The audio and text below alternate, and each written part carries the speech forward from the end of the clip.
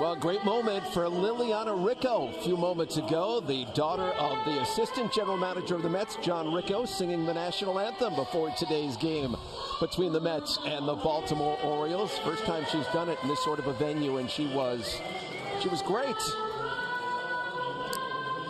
Very nice. Beautiful. So Liliana setting the stage. Jacob deGrom getting set, taking them out for the second time this spring for the Mets, facing off against a Baltimore lineup that's going to be formidable today, as we get a check right now of the Toyota starting lineup for the Orioles, and they brought some pretty good names from across the state, including Tim Beckham, who moves to third base this year. Machado's going to be at short, and that third, Jonathan Scope hit a home run yesterday. Colby Rasmus made the trip as well. Rasmus fighting to start the season in right field for Buck Showalter's team as Beckham steps in, and Jacob deGrom set to go here. First pitch. Nice. Adrian Gonzalez took deGrom covering, one pitch and one out. Well, Gonzalez, former Gold Glover, sure-handed at first base. Very smooth. Oh, the old play to your right. Very nicely done. And there's Jacob's numbers last year, 15 and 10. That's a career high in wins for him. Career high in strikeouts at 239, and a career high in innings. It was very important for Jacob that last start that he got over that 200 mark.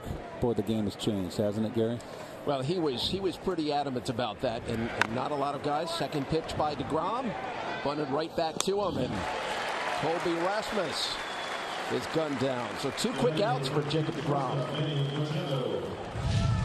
Oh, your Lexus Metropolitan defense. Phillip Evans, I tell you what, he's opened some eyes here in spring training. He's out and left. He's kind of going to play all over the place. Lagares, of course, the former Gold Glover in center field. And that's going to be your opening day infield right there, bar injury, I would think. I would think so. Travis d'Arnaud doing the catching today for Jacob deGrom as Manny Machado steps in, having a great spring so far for the O's, hitting .432 with 3 home runs, and he leads them with 15 RBIs. Free agent at 26 years of age. Is he going to command a salary? Very talented, like I said in the open. Last 3 seasons, 30-plus home runs. Has yet to drive in 100 in a full season. I would think, gosh, you hit 30 home runs, you got to drive in 100. He's got 105 home runs over the course of the past 3 seasons. Baltimore, a ballpark where the ball carries, not to disparage his accomplishments. It is a home run hitter's park. Good fastball. Terrific first inning for Jacob deGrom. 3 up and 3 down. Mets coming to bat. Is on the backfields. This is live video right now of Michael in a minor league game against the Washington Nationals, and these are his first swings since he had in game action, since he had the serious shoulder surgery, and he draws a walk in his first at bat. Well, we were able to watch the entire at bat in commercial break there, and they go ahead with the starting lineup. Asdrubal Cabrera going to lead it off for the Mets. Todd Frazier batting cleanup. Travis d'Arnaud does the catching. Matt Rosario at shortstop. He's batting 8th. The first pitch from Andrew Kashner. I'm probably going to play in there for a called strike. Well, he's been around a while. This kid came up with the Cubs and was really had great stuff. Was part of a big trade to the Padres. He's just never fulfilled his promise. Cabrera pops it up. Beckham going back, and it's the shortstop, Machado, who makes the catch. Watch the whole at bat with a Conforto in commercial break, folks, and fouled off a couple pitches, full swings, and with that, we'll go right into your Mercedes Oriole defense. As Gary said, Colby Rasmus in center field looking to get a starting position. Machado moving to short. Beckham moving from short to third. And that's all I'm going to tell you. Trey Mancini out in left field. He's Young player, certainly worth keeping an eye on. He finished third in the American League Rookie of the Year voting a season ago as Jay Bruce takes the first pitch outside. Well, Conforto says his shoulder. He's not the least bit concerned. The doctor has told him the surgical procedure has corrected his injury. He says he feels no pain. It's not even in the back of his mind. So there's Michael on the backfield running there. Looks like probably late April, beginning of May, he'll be back in the lineup, which will be a welcome. Well, he's anxious, but you've got to put the brakes on a little bit, do you not, just to be on the cautious side? I would think so. It was a serious injury he had. And he had a serious surgery, so he's done all the work to get himself ready. And we know that he can hit. And I loved him from the moment I saw him. Oh, I didn't love him. I loved his swing. I knew what you were saying. I picked up on that vibe.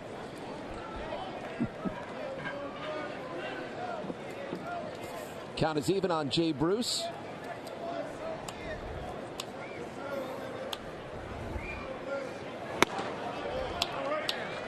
Andrew Kashner signed 2 years, $16 million during the offseason with the Orioles.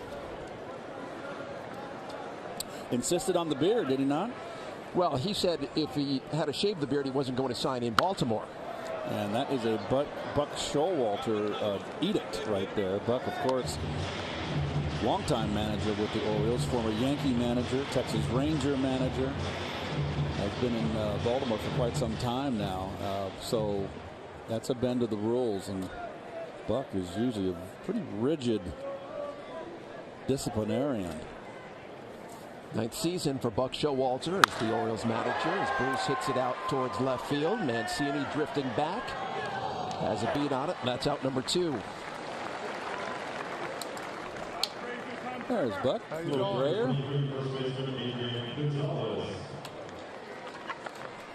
Three-time manager of the year, 94, 2004, and 2014. 1,500 career wins. Second winningest manager in Orioles history behind only Earl Weaver. As Adrian Gonzalez steps in, it's been a struggle for him so far this spring, hitting just .212. Well, when asked to go over to the minor league camp in the backfields to get some more extra at bats, so that to me tells me that Adrian is not there, not even close to getting where he wants to be. This is a year now for him where it's tough for an athlete when you're aging, 36 years old, and you're hearing the whispers that you've lost it, the injuries. He had a lot of injuries last year, his back, his elbow. It's a lot of negativity to overcome. And what I feel right now is that he's been out in front, swinging at a lot of bad breaking balls and fishing for off-speed stuff. Secondary pitches have been giving him trouble, which tells me he's getting off too quick. And that's always a good sign to see when you're trying to get it back. Go to the other field until you find your groove. He has really had a tremendous career and not a one-dimensional player. He can play the field too. Nice level swing in that belt high fastball. Look at the follow through. I don't see the launch angle there, do you? No. So first hit of the game for the Mets, and that brings up Todd Frazier.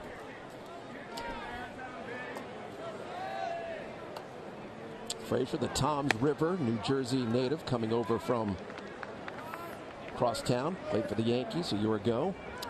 And he is a guy that is very, very good in the clubhouse.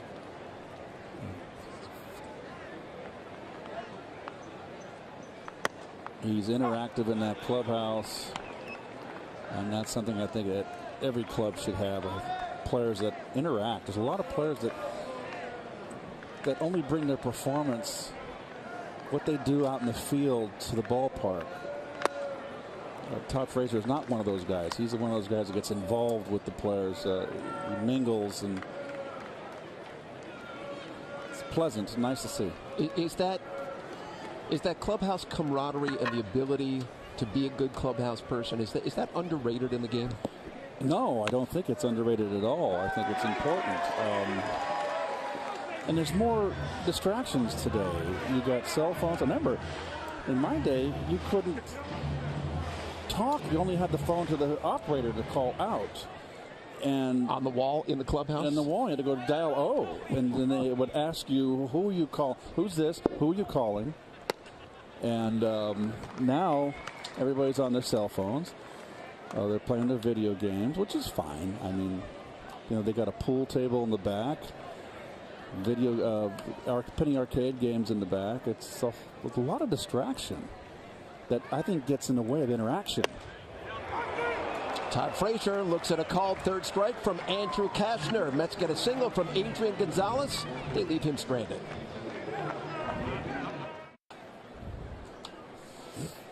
Jacob deGrom threw just 5 pitches in that first inning, all for strikes. And now he's 6 for 6. Jonathan Scope leads it off here in the second for the Orioles. 26 years old. He's had a very good spring so far. He leads them in home runs. He's got 5. Popped up along the right side. Gonzalez giving it a chase. It's about 6 or 7 rows back.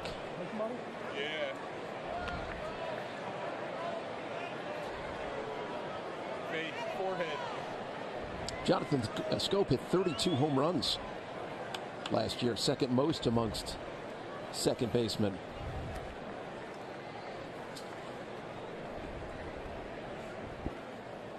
.35 to be exact. Oh, 32, excuse me. 32. 105 ribeye steaks.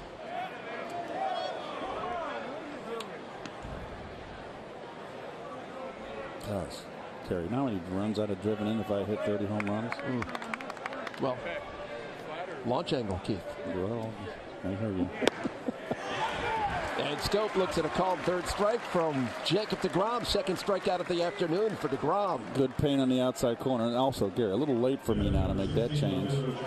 Right on the corner. And that's what deGrom is one of his strengths.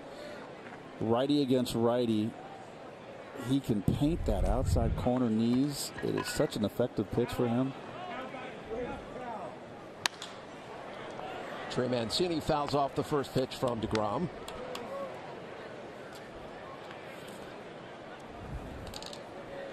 Mancini had a terrific rookie season, hit 24 homers, drove in 78 runs, and again finished third in the American League Rookie of the Year voting. Aaron Judge, the American League Rookie of the Year, can't catch up to that high heat from deGrom. And the batting average at .293.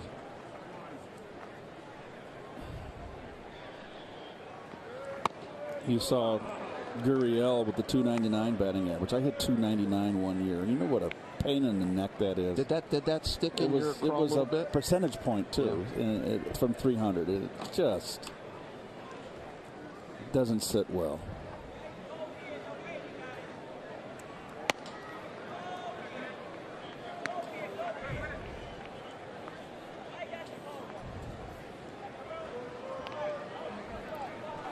Mancini, a big guy, 6'4", 230 pounds. Here's the 2-2. Good change. Wow. That is outside corner, knee high. I've always said it wasn't around in my day. And here's deGrom's delivery. And he's become very effortless now as he's become more experienced. He can marshal his energies, not just lay it all out there on every pitch. Pedro Alvarez steps in for the O's. Former Pirate. They couldn't find a position for him over there in Pittsburgh. First base, third base. That's the issue with him. He's not a great defender. He spent most of last season in the minors as they try and find a position for him. Well, they can DH. I mean, that's what he's I remember he struggled so mightily over at third base. He was killing the Pirates that year, and they finally gave up on him.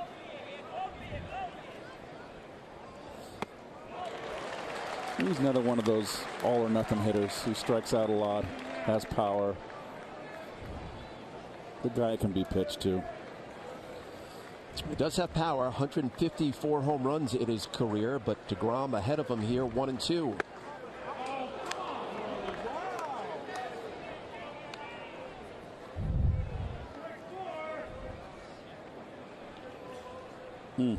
That was pretty close.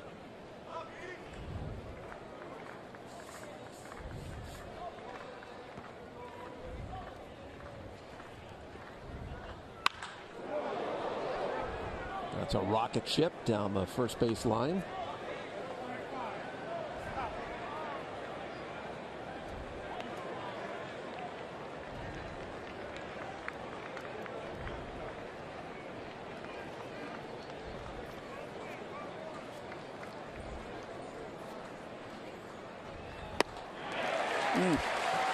Alvarez swings at strike number 3 from Jacob deGrom. Jacob has struck out 4 here through 2 innings.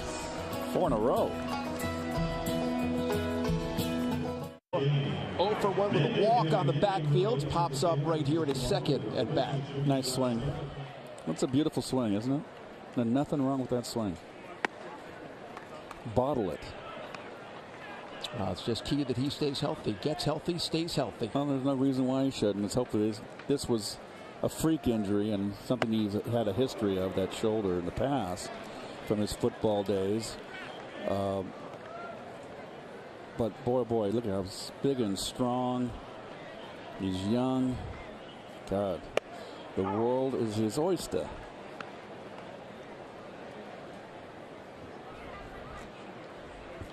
By the way, Conforto is on base there. We understand now that he reached on an error in that at bat as Jose Reyes lines one out into right field. Hayes going back on it, makes the catch on the warning track.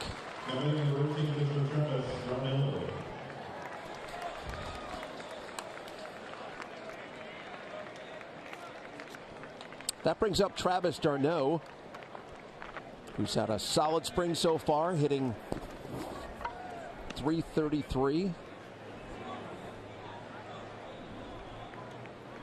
Travis and Kevin Plawecki going to split the catching duties for the Mets this season. I thought it was interesting that the manager Mickey Callaway said it's not going to be based so much on, as he drives one down to third, and Beckham ranging to his left for out number 2. But Mickey was saying it's not going to be based so much on who the catcher is going to catch, but rather on how they do against left and right-handed pitchers. Well, they're going to match up. That's usually what you do when you have a platoon situation, Gary. And they have so many things down to a T now. And there's a lot of good things with analytics. I have I've come around to a pretty good degree on analytics. There's a lot of good things in there to evaluate players. But, you know, still it's a human element out there. And, you know, my story would be you'd look at my stats, I'll say it quickly, and I hit under 200 against Nolan Ryan for my career, but I walked a lot and I got a lot of base hits late and hurt him. And if you would just have pure analytics, you know, you might want to give me a day off against him, or play someone if I had a day off coming up, which in my day you didn't, but today you do.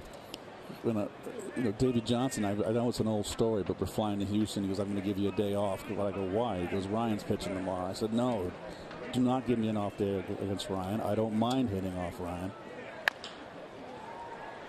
That's a fair ball and a nice play. Beckham getting Evans. So a couple of sparkling defensive plays by Tim Beckham down at third base for the Orioles.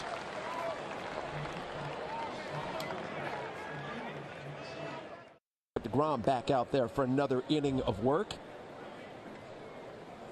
Very efficient so far for Jacob. 15 pitches, 10 of them for strikes. And he has struck out the last 4 batters that he's faced as Danny Valencia steps in for the O's.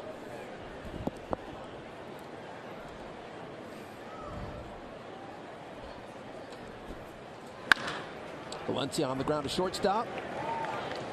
That's Ahmed Rosario, and that's out number 1. Tim Beckham, a couple of sparkling defensive plays for the O's. Nice backhand right there. And the key to that is just stay away from the in-between hop. And all you infielders out there, you kids, you want to move to get either the long hop or the short hop. That in-between hop is always trouble. You know, getting back to that story about Ryan, and we had such a fast inning, was that Davey wanted to sit me down. And I said, why? And he showed me his printout sheet. He says, well, you only hit 179 against Ryan. I said, no. I don't mind hitting off Nolan. He walks me a lot, and I've heard him a lot with late in the game. And sure enough, in that game in Houston, he was nursing a 1-run lead or a 2-run lead, and I hit a 3-run homer late in the game to win to beat him. And I remember I went into Davey's office after the game and said, you know where to stick that that data sheet that we got analytic sheet. So there is a human element. I know you're playing percentages with analytics. Well, and now it's even a different league than where it was at when you were playing. And still today there is that human element that you've got to take the data, right? And you've got to decipher it. Yep. Who's mentally tough? I don't think the data can tell you that. Austin Hayes lines one up the middle. First hit of the afternoon for the Orioles, and the first hit given up here by Jacob deGrom. Off the end of the bat, and a broken bat, I believe. Good pitch. That's knee-high outside corner.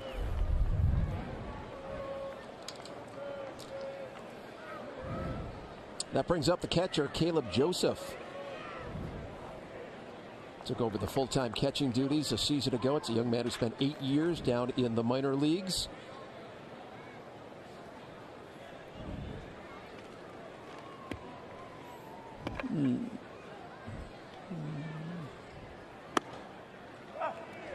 Takes a first pitch strike from Jacob deGrom.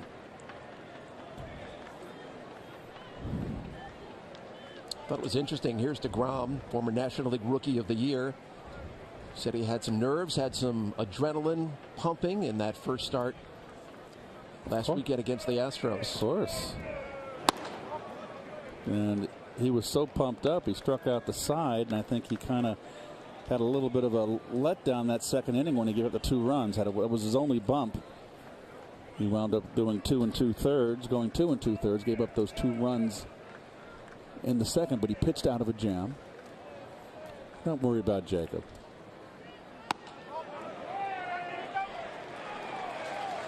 Joseph goes around for strike 2. Little nice slider. Not so sure he swung.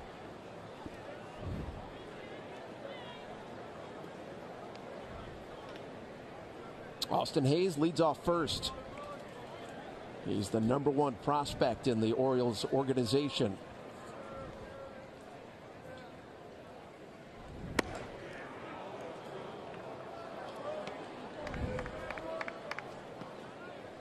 There's no question the Orioles have a formidable lineup. A lot is going to depend on their pitching.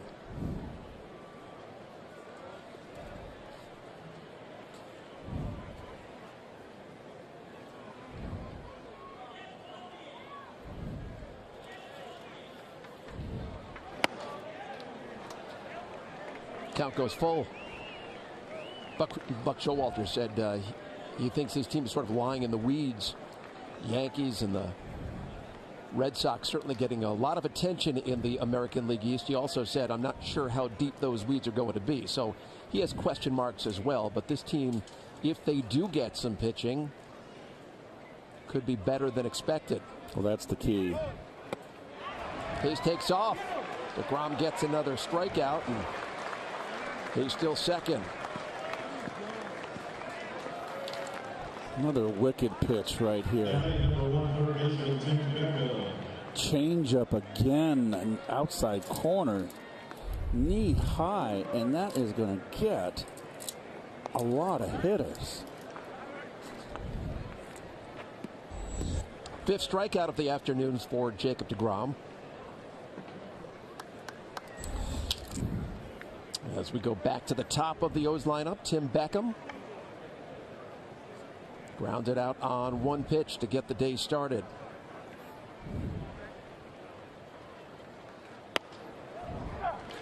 And a first pitch strike by Jacob deGrom.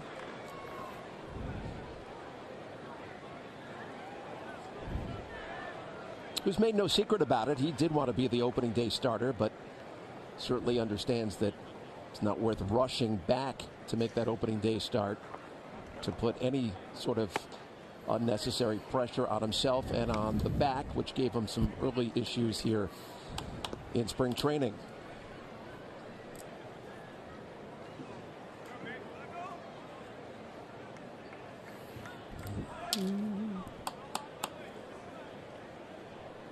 deGrom now 29 years old, going to turn 30 in June. He and his wife just had their second child.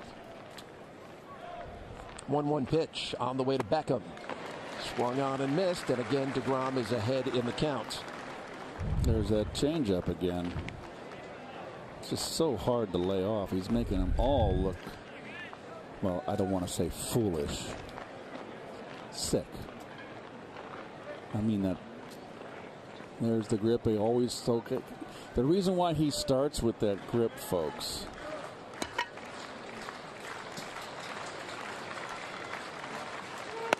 So yeah. Oh man, that's in for a called third strike. Jacob deGrom getting Tim Beckham, and Strance Hayes at second base. deGrom has been tremendous so far. We'll keep you connected every day with live radio calls, video highlights, stats, breaking news, and more. Download MLB At Bat now.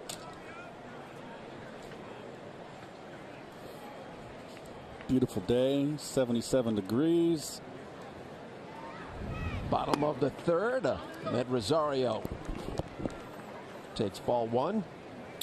Well, we showed the grip. Yeah, we showed the grip. That's the circle change that deGrom always starts with, and the reason for that, a lot of pitchers have done it, is that the one thing you don't want to do is tip your pitches, and deGrom starts with that grip behind his his back there. So when he goes into his stretch, he has to come here, and if you got a fastball grip, you don't want to fiddle in here to get that funky grip on the ball and move around. It's easier to go. Good breaking ball right there. Rosario chased. If you come up here with the grip, the circle change, and you're going to throw it, there's no movement. But it's an easy thing to do, to go from this to this for a fastball, then a fastball to this, and you don't want to have any of this that might tip off your pitches to the hitter. Well, deGrom has been he's been filthy so far here today. Cashner's been throwing wonderfully. We like good pitch games in spring training. Yes, they tend to move along a little. Those ones like that ninth inning last night, no, we don't want those. That was torture. The 5 consecutive walks? I would have given away all state secrets. Juan Lagares has struggled so far this spring, just a $179. And it's an important spring for Juan Lagares, with Michael Conforto not going to begin the year with the Major League club. He and Brandon Nimmo began this spring sort of neck and neck, who was going to get more playing time, and I think the Mets would have loved to have seen Lagares step up, as Michael Conforto is getting set to come up again on the backfields here in Port St. Lucie. But Lagares has not stepped up so far. He has struggled offensively. And I don't see they said he worked in the offseason with the Guru in L.A. Right. With the launch angle philosophy, and I don't see a radical change. I see basically the same Lagares. And you're right, he has struggled. And he looks at a called third strike from Andrew Cashner. Third strikeout of the afternoon for Cashner. Got caught looking for something else. Got a fastball in the outside corner.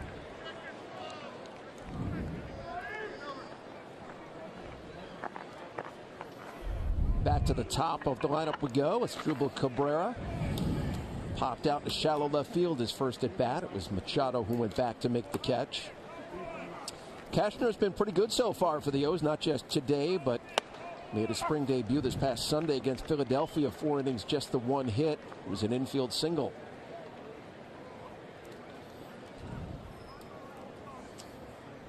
Oh, nice angle. Split screen. That one's hammered out into left field. Back goes Mancini, still on the run. Ball carries and it drops in at base of the wall. Wow. Asdrubal Cabrera into second base with a stand-up double. Well, the flags are blowing. That kind of cut the crosswind there. So this ball's hit well.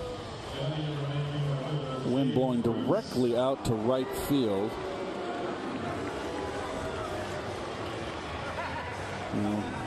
Cabrera's a hitter. There they are. Kind of blowing. I kind of cut through the teeth of that wind almost a little bit there. That's a northwest wind. Well, I'm sure Mancini played it all that well. It's the first time he's been to this ballpark. In fact, this is the first time that the Orioles have had an overnight road trip during spring training in 8 years. That was fun. Gabriel's first pitch into right field. Cabrera coming around third, and the Mets have the first run of the afternoon. An RBI single for Jay Bruce.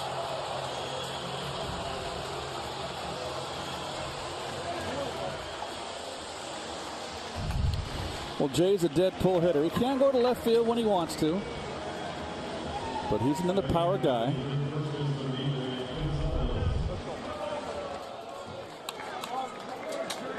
Those overnight trips in spring training were great fun for a variety of reasons. Back when I played, there was more teams on the East Coast. There was the Orioles were in Miami. Texas Rangers were in Pompano Beach. You had 2 teams in West Palm Beach, which was the Expos and Atlanta. You had the Dodgers in Vero Beach. So we would come over from St. Pete, of Mets and Cardinals, overnight in Palm Beach, and we'd play 2 games at Palm Beach and another third one. We'd have 2 nights. We weren't getting any rest, I guarantee you that. Hit on the ground by Adrian Gonzalez. Scope. Third out of the inning, but the Mets get on the board. Jay Bruce knocking in Asdrubal Cabrera as Michael Conforto continues on the backfields.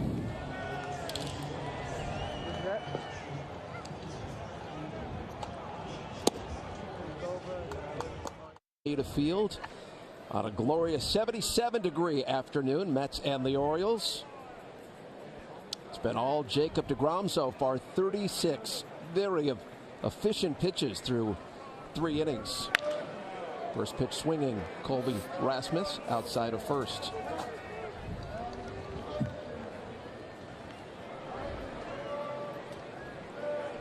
Michael Conforto, his last at bat was a walk.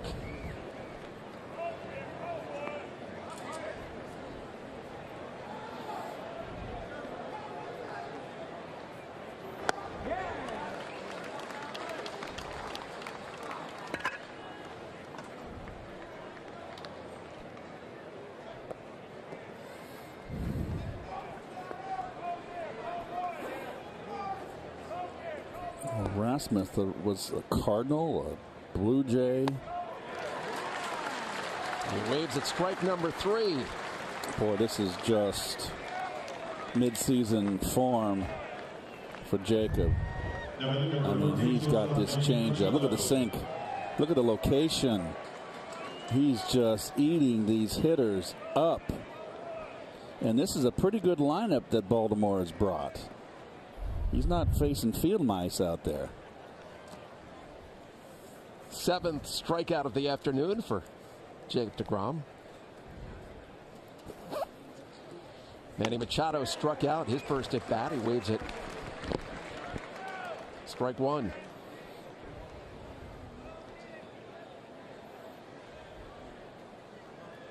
Machado, a native of Miami, 33, 37, and 33 home runs. 35, 37, and 33 home runs his last 3 years.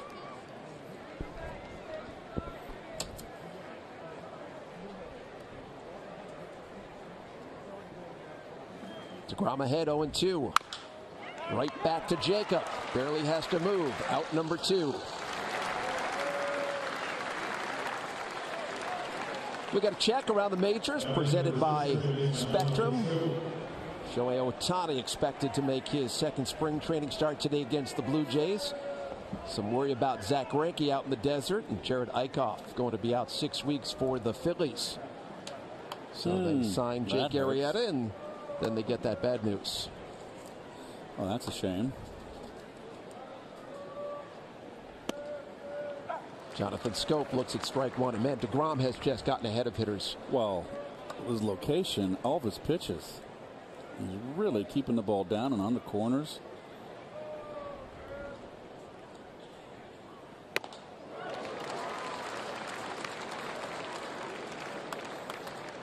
Well, another day in the park for Jacob.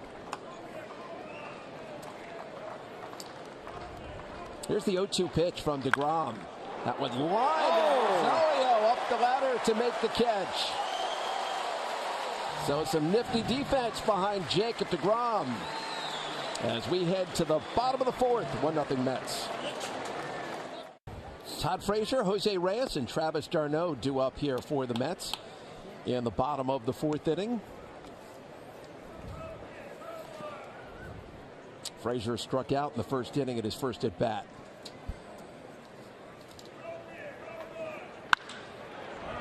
On the ground to shortstop. That's Manny Machado. And 1 down. So DeGrom's been really good, and Rosario helping out with the defense. Well, full extension there, and we know that Rosario has brought an upgrade to that position. Much needed. Mets defense was pretty abysmal last year, to be quite honest with you. And my feeling has always been, if you've got a good pitching staff, I want gloves behind them. I know the game is more offense and power generated today, but there's no one that struck out 27 batters in a game. That has not happened. So, and very few. Has anybody struck out 20? I think so. Yes, 20's happened. Yep. But 27, that's never happened. It'll never happen. So you need some gloves out there.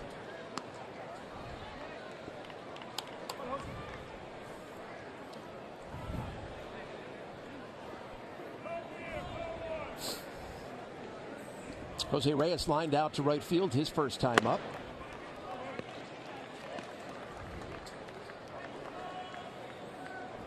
Reyes got off to such a tough start a season ago. Turned it on in the second half, but he struggled so far this spring, beginning the day hitting just a $143. And takes a called strike from Andrew Kashner.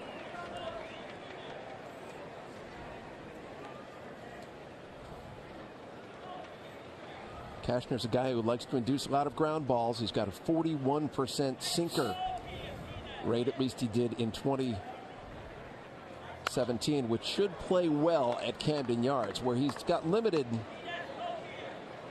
experience. He's pitched just 14 innings in that ballpark, but he's been okay. 2.57 ERA in those 14 innings.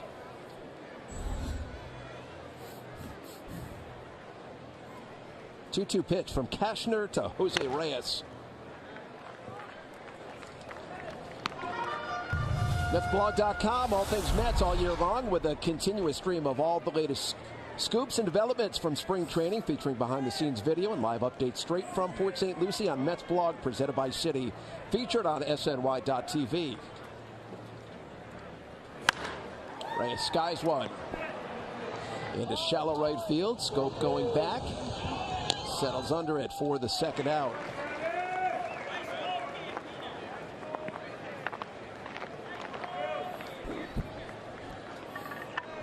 It's been a tough spring for the Mets, win-loss wise. They kept all their players. They just recently made their cuts, and I think a lot of that has to do with that man right there, Mickey Callaway. New skipper, new coaching staff. They want to take a little longer look at all the talent. Travis d'Arnaud, first pitch, hammers one out into left field. Mancini goes back and makes the grab. So 1-2-3 inning for Andrew Kashner. 1-0 Mets as we head to the fifth.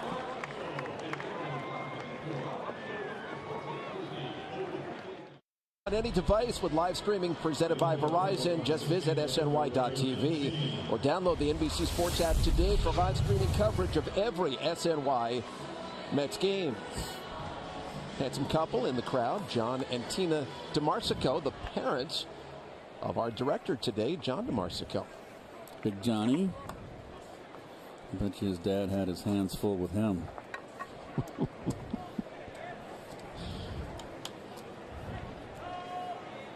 Trey Mancini steps in here in the 5th inning for the Orioles.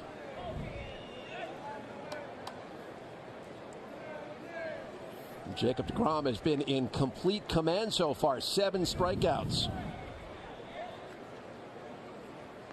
That's his 47th pitch of the afternoon, which is as many as he threw in his first outing against the Astros in 2 2/3. And here he is in the 5th inning as we get a look at Michael Conforto again, playing in that minor league game as Mancini in the center, where Lagares snags it for out number 1.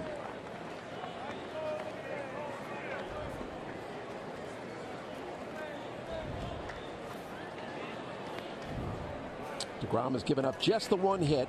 Sent to the center by Austin Hayes in the 3rd.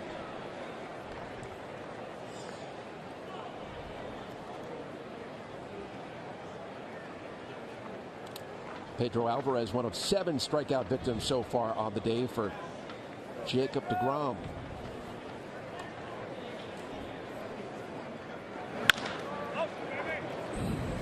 On the ground to second. Out number 2 is Cabrera. Makes the play.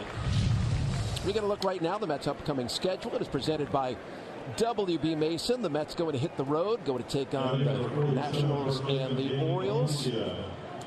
I wonder why that's a 6 o'clock start on Thursday. That's our next game back here on SNY. Yeah, the 26th. Yes, 6 o'clock start time against the Nats, and then back to the afternoon against the Cardinals, and in the home stretch here. 21st is the off day, final one of the spring.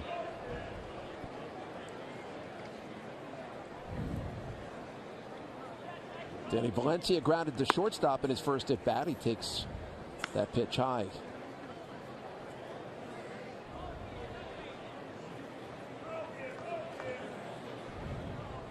Valencia played with the Mariners a season ago.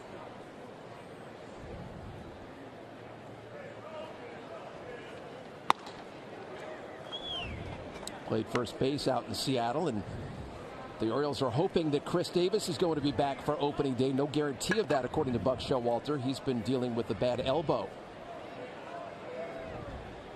So he's been out for Baltimore, and we understand Mark Trumbo now is going to miss opening day. He's going to miss 3 to 4 weeks.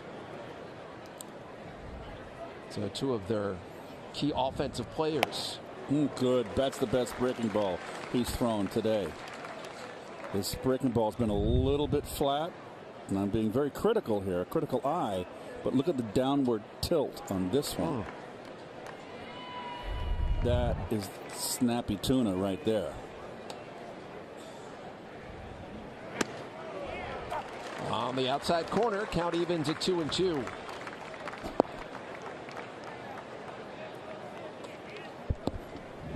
Jacob deGrom has been nothing short of spectacular so far here today. An all-star in 2015. 15-game winner a season ago. And that one just missed.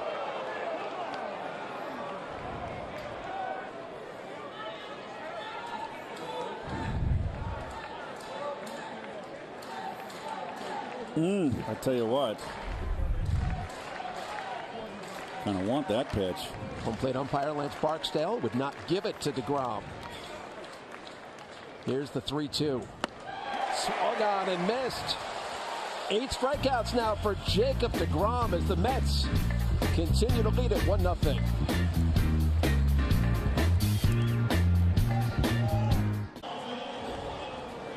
I don't think Delilah had anything on deGrom. He was sparkling. 5 tremendous innings out of Jacob deGrom. 55 pitches, 41 of those for strikes. He struck out 8. extremely efficient as we go to the bottom of the 5th inning. That one fouled straight back right under us. It doesn't get any better than that. DeGrom's performance today. That was from the get-go. Precision, quality pitches, and effortless. Phillip Evans grounded down to third in his first at bat. That one to the right side. Ranging to his right is Jonathan Scope. To his left, I should say. Conforto, the beautiful swing. Got beat a little bit there, but it's okay. He's missed some time. Still like to see him get a little bit of that top hand back. More the line drives, but they want home runs today. So be it.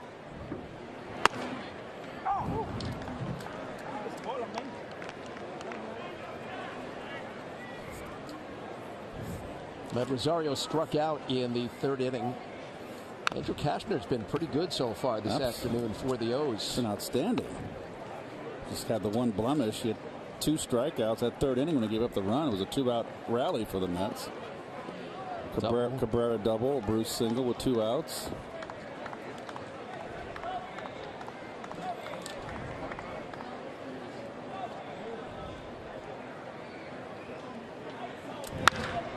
Hit hard to shortstop. Machado. That is out number 2. What's going to be interesting with Manny Machado, he has played, came up as a shortstop, then moved to third base, and now has transitioned back over to shortstop, and he's really happy about that. Well, he kind of insisted on it, and guess he's got the hammer. He could walk next year. Everything was perfect with him right there. I just don't like the one hand. I always like field the ball with 2 hands.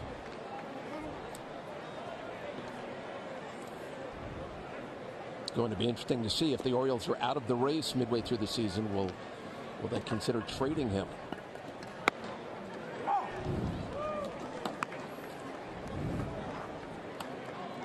I think it was pretty widely regarded that he and Nolan Arenado were the 2 best third basemen in all of baseball. 0-2 pitch. Right back up the middle. Nice. Scope ranging. Firing, and Valencia can't handle the hop over at first.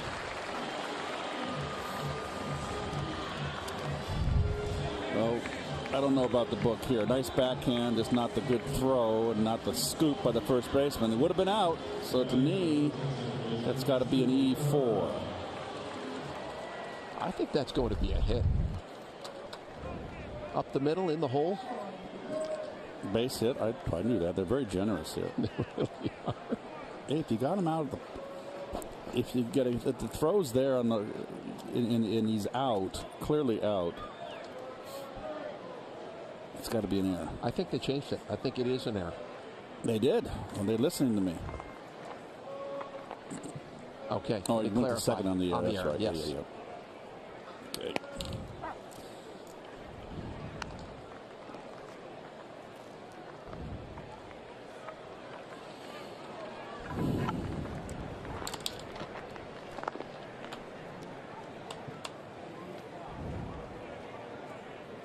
Asdrubal Cabrera has scored the only run of the game, courtesy of a Jay Bruce RBI single in the 3rd. That one skied a mile high into center field. Look out. There's that center, that's that sun field out there. Rasmus makes the catch, and we go to the 6th. This afternoon, 5 innings, 1 hit. 1 hit, no runs. He struck out 8, didn't walk anybody. Well, vintage, like fine wine. Boy, oh boy, what a sparkling performance. And those numbers don't lie. The no walks. He was so sharp with all 3 of his pitches, locating his fastball, his slider, outstanding changeup. Robert Gsellman now takes over for the Mets on the mound for the first time since Tuesday when he pitched against the Astros. See his spring numbers: 10 innings pitched, 5 runs.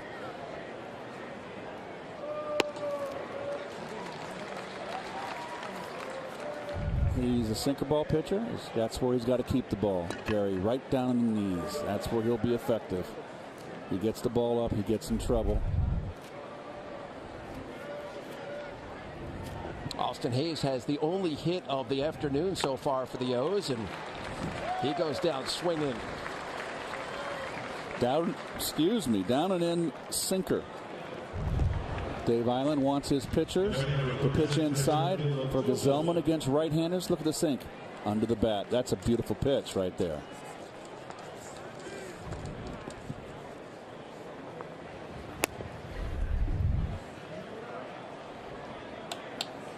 Well done.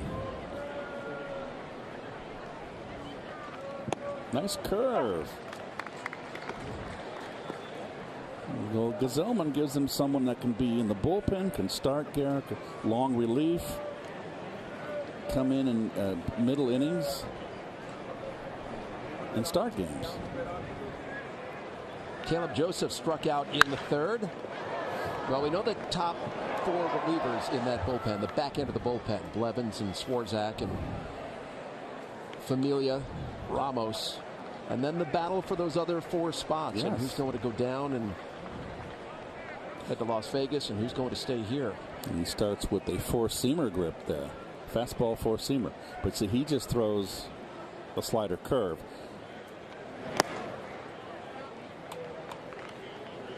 Four-seamer is more of a straight fastball. The 2-seamer can run.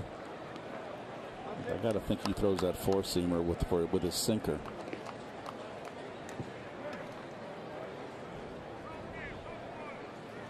Gazelman, if he induces ground balls, that's when he's at his best.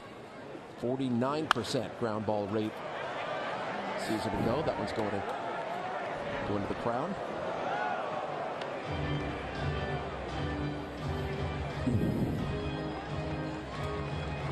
You know, we saw his velocity drop as the season went on last year. Oh, Josh Edgin. He'll be next up for the O's.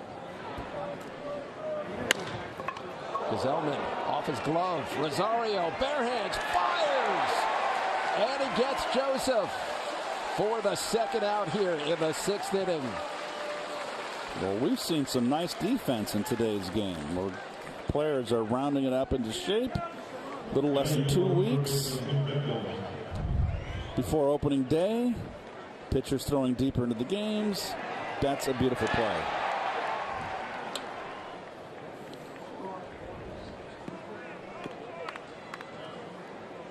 That's a 1-6-3. It went off Gazelman's glove, but that's the second really good play we've seen out of Ahmed Rosario so far this afternoon.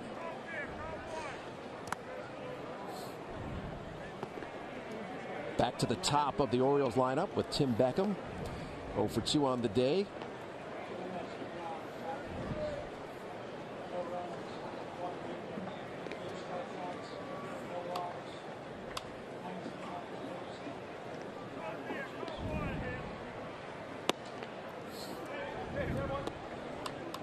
Beckham came over from Tampa midway through last season.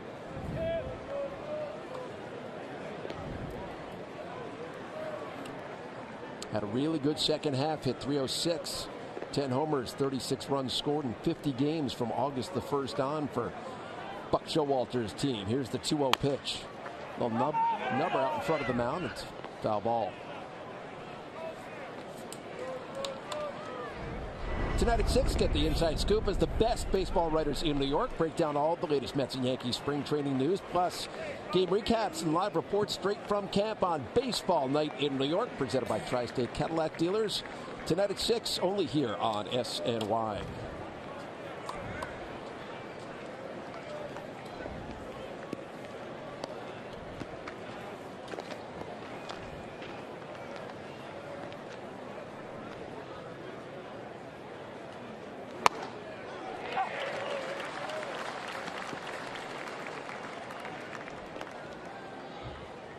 Well, a lot certainly being made of Manny Machado moving to shortstop for the Orioles, but Beckham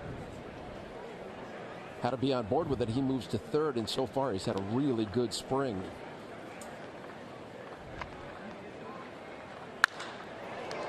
Hit out into right field. Carries. And that one is up, and that is gone. Got up in the jet stream. Tim Beckham, one swing of the bat, ties the game at 1.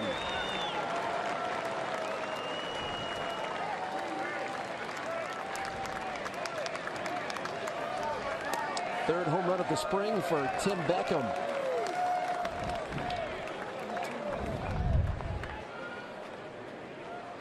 Fastball. It wants to sink. Oh, see, it's a little bit above mid-thigh.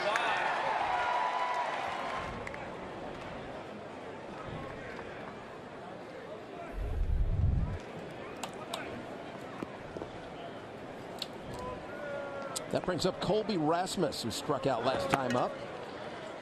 And he waves at strike 1.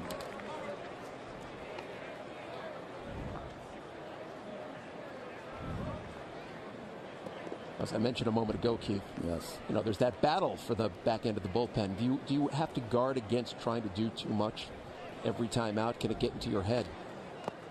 Well, you can't look at it in terms like that. You'd be pitching scared. You'd be hitting scared. You go out there and you grit your teeth and you're fighting for a job. So you go out there and do the best you can be competitive, and go after them. Uh-oh, there we go again. Oh, boy. You know, that went somewhat viral last time. It's shame on me. What happened in the season? So it's spring training for the phone as well. Oh, let me turn. I forgot to turn it. I forgot to turn the mute on. It's a pretty good line by our producer Gerard, who just said that was him texting you to remind you to turn off your phone. Yes. London calling. Mets have the shift out against Colby Rasmus. Rosario on the right side of the infield.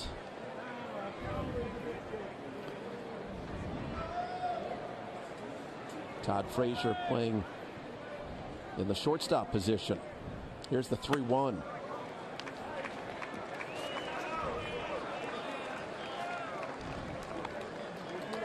So after getting the first 2 batters here in the 6th inning, Robert Gazelman has given up the home run to Tim Beckham and the walk to Colby Rasmus as Manny Machado now steps in for the 3rd time today.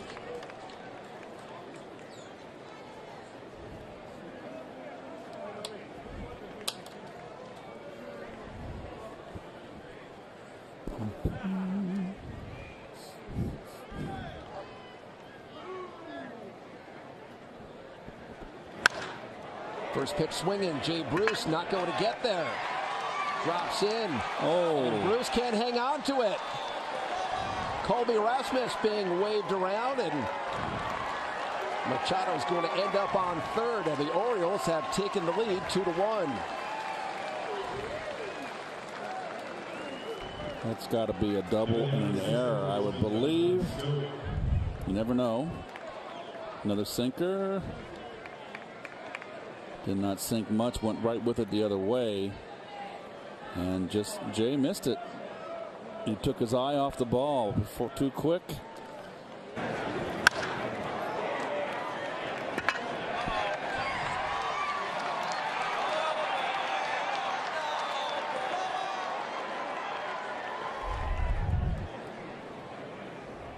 So that is a base hit and an error. Single and an error, yes.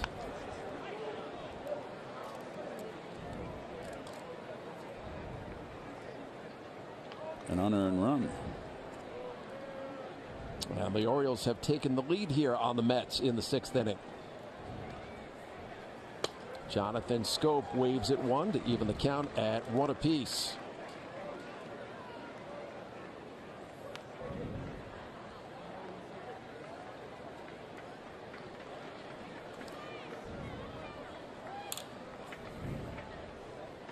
Manny Machado leads off 3rd, grounded, and picked over there by Todd Frazier. Nice play by Todd Frazier. O's take the lead as we head to the bottom of the 6th. Josh Edgin on the mound now for the Orioles. Well, there's his numbers from last year with your Metropolitans. Edgin's been pretty good so far as he gets set to make his 5th appearance of the spring. Last time out against the Twins on Tuesday, gave up his first run in 4 appearances. Jay Bruce leads it off for the Mets. Jay 1 for 2 on the day, an RBI single in the 3rd, the only run of the game for the Mets so far.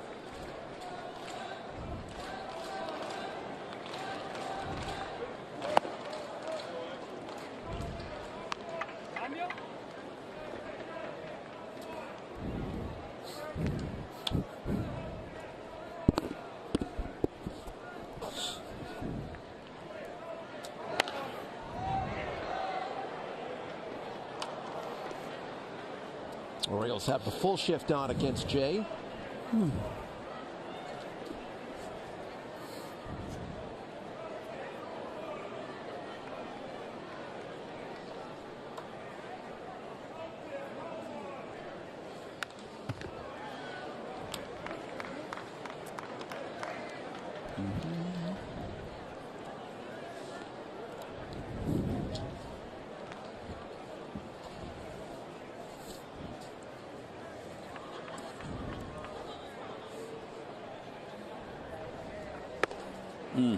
And Bruce swings at strike number 3.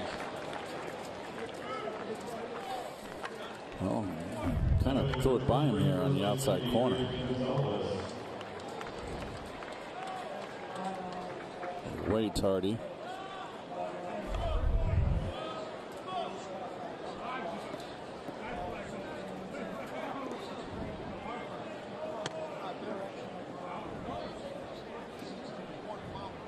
Josh Edgin now throwing to Austin Wynns, who has replaced Caleb Joseph behind the plate.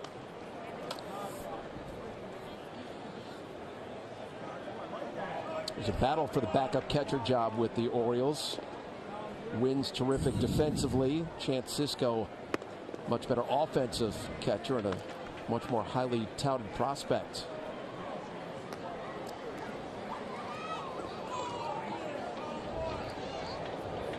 Beautiful day down here, Port St. Lucie. I've been back and forth from New York. Keith, you've been down here the whole time, man. It's been wonderful weather. Oh, where's that pitch? It has been a little bit cooler for March. Usually March gets hot. Last couple of days, right? Yeah, we've had some cool days. But today is absolutely just, as you said, glorious. 1-2 from Edgin to Gonzalez. Count evens.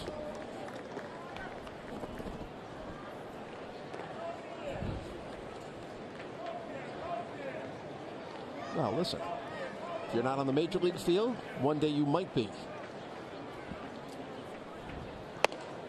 And Gonzalez swings at strike number 3. Edgin looking very sharp.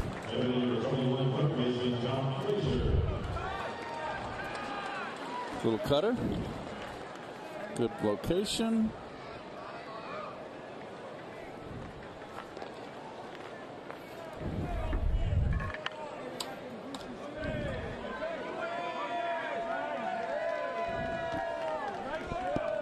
Josh Edgin replacing Andrew Kashner as Todd Frazier steps in for the 3rd time. Kashner was pretty good in his own right. 5 innings, 4 hits, and a run. He struck out 3, didn't walk anybody, gave up just that run off the Jay Bruce single in the 3rd as Jacob deGrom gets some extra work in.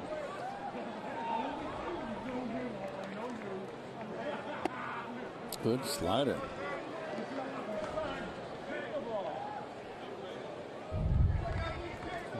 Good down break, got under his bat.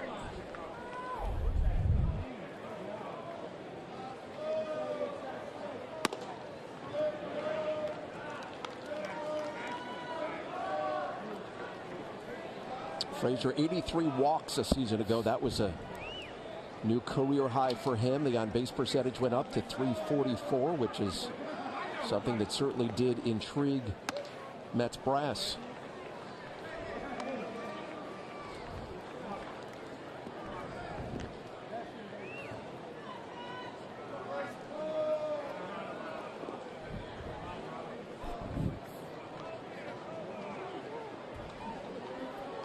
Again, the O's have the shift on. 3 on the left side of the infield.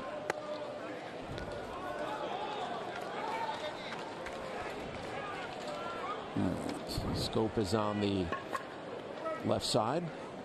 So there's that big hole right side between Scope and Valencia.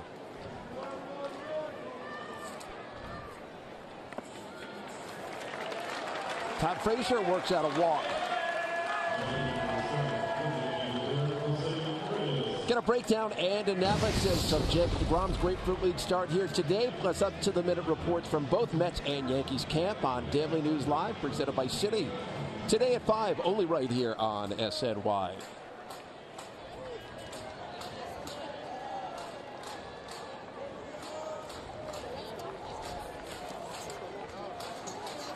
Ah, yes. Hello.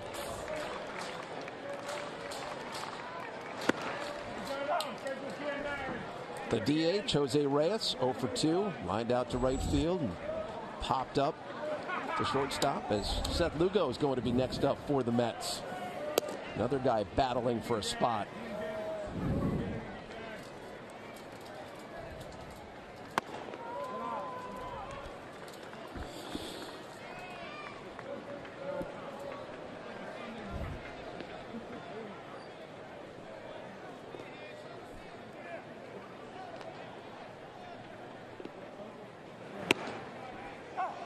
That one's on the outside corner, and so Edgin gets ahead, 1-2.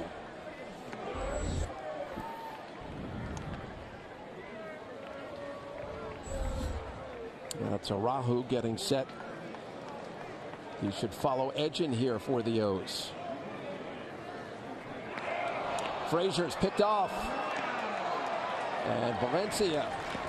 Perfect strike down there to second base to get Frazier. So the Mets get a base runner and no more. We go to the 7th.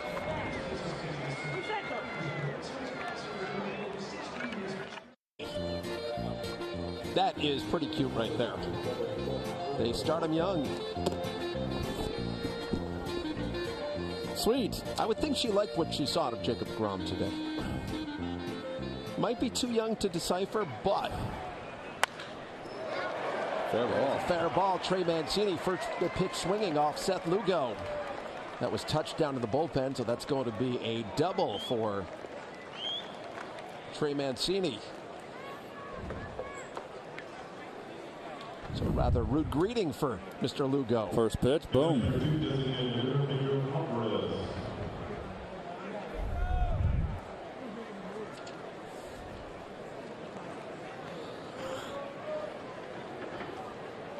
That brings up Pedro Alvarez. He struck out in the 2nd and grounded out to 2nd in the 5th.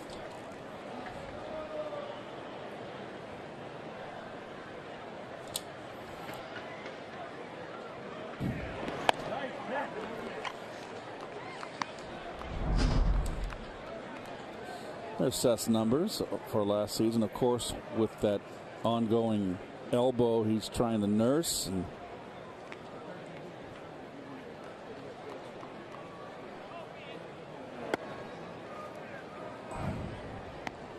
Keith, look how close the on-deck hitter Danny Valencia is to home see, plate. That's illegal, number one. And if I was a pitcher or I was in the field, and I don't care if he didn't like it or not, I'd make him get back in the box, in the on-deck circle. You just can't get a look like that. You cannot do that. This is absurd. This will be one of those Bull Durham pitches. Right over Darno's head? Not over Darno's head. Not even close. Right over Valencia's head. That is, you can't let that happen. Alvarez goes around for out number 1. High fastball.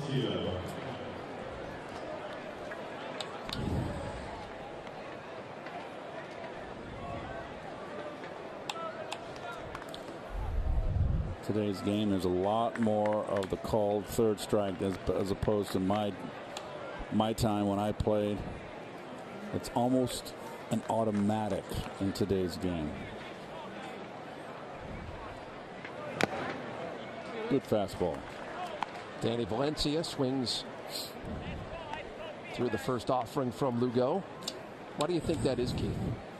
I think they're on instruction from Park Avenue. I think they've been, they want to be called more.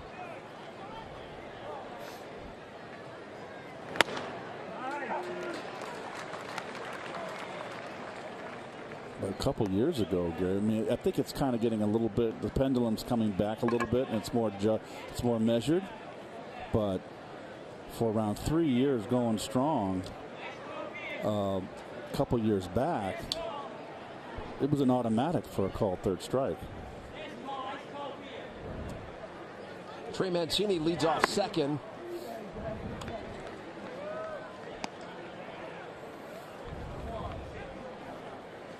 There you go. That's what that little red dot's for, with Tire Kingdom written over it. I mean, Austin Hayes, as you say, he is in the on-deck circle.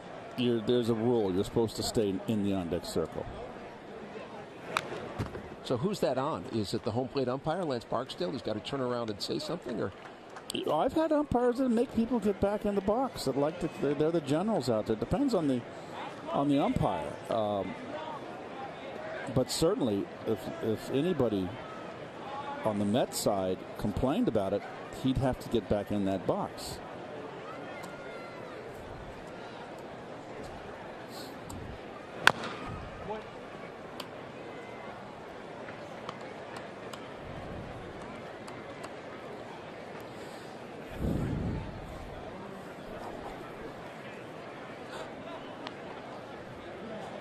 As you mentioned a moment ago, Lugo dealing with that partial tear of his UCL. I think it happened in the WBC. Missed considerable time last season, out until June.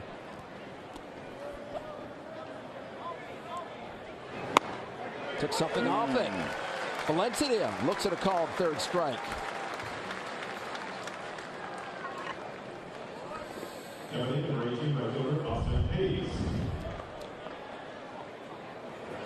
Good breaking ball.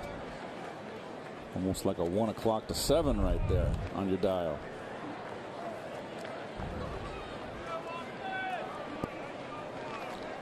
Well, Lugo has one of the higher spin rates in baseball, for what it's worth. Back-to-back strikeouts now for Seth Lugo. That one hit on the ground at third. Frazier backs up, fires across the diamond. Gets the out. Bottom of the seventh we go, 2-1. Ed Charles, come up here. Let's get the glider up here. Ed, you've been in professional baseball. We're number one, Lindsay. It's a wonderful feeling. Wonderful feeling. And you were saying back in August when October rolls around. When October rolls around, the Mets will wear the crown. East side, west side. How about that? Well, the glider, Ed Charles, getting word yesterday that he has passed away at the age of 84. And what a gregarious, bright, welcoming man, and a huge part of that 1969 championship team that beat the Orioles in 5 games in the World Series. It is a very sad day for myself and Met fans. Ed was just a wonderful man, a poet, just a good-hearted man. Just loved to be around him. Always a smile on his face. Mets acquired him from the then Kansas City Athletics. He anchored that third base position, and he will be sadly missed.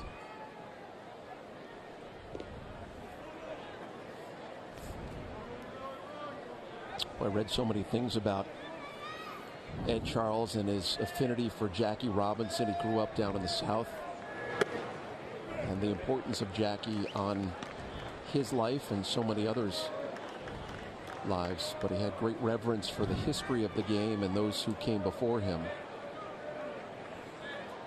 Don't throw a slider to the glider. That was his mantra. It's Jerry Koosman who gave him that nickname, correct?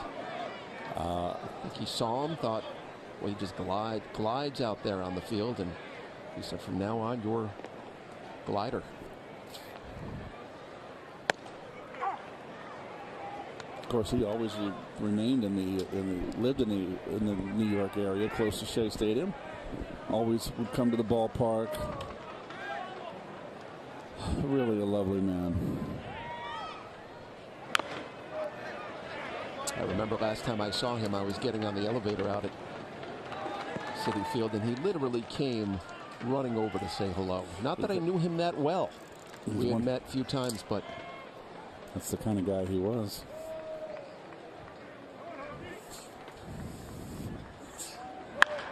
Jose Reyes lines one down into right field off Pedro Araujo. He's around first. And Jose Reyes, a stand-up double here to get things going for the Mets in the bottom of the seventh. High fastball. Jose out over the plate, belt high.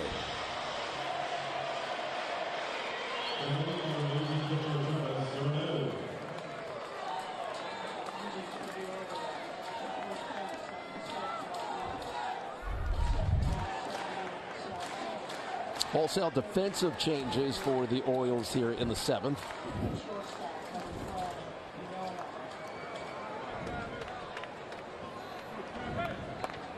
Travis d'Arnaud 0 for 2 on the day, grounded out to third and lined to left field in the fourth. He's got a runner in scoring position here in the seventh.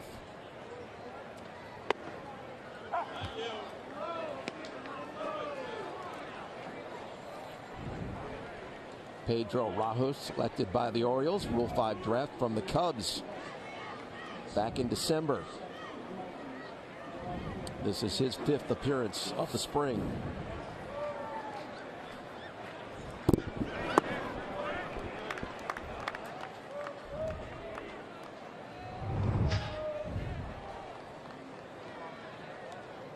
.45 games last year.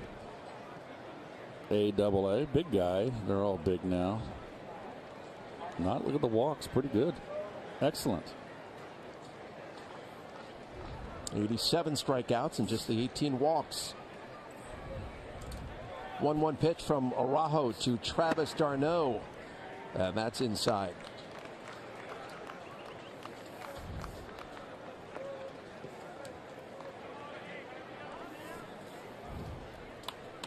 d'Arnaud, 16 home runs a season ago, 57 RBIs. Those were both career highs. Played in 112 games. That was also a career high for Travis.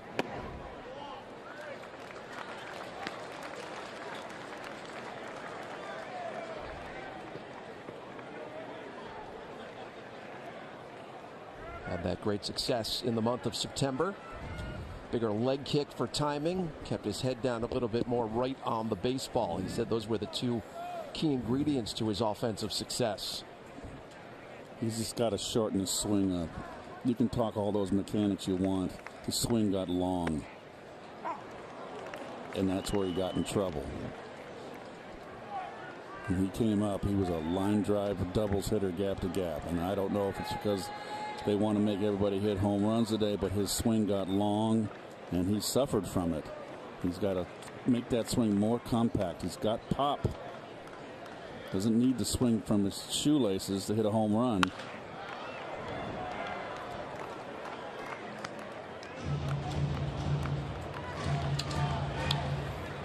I asked Travis earlier this spring how the catching platoon's going to work, and he thinks it can be successful.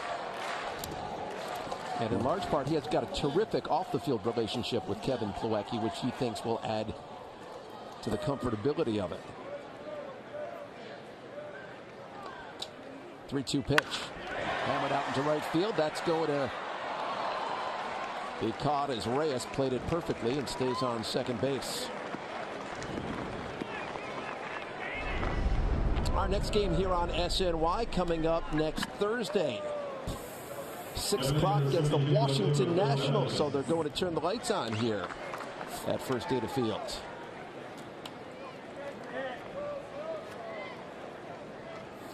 Yeah.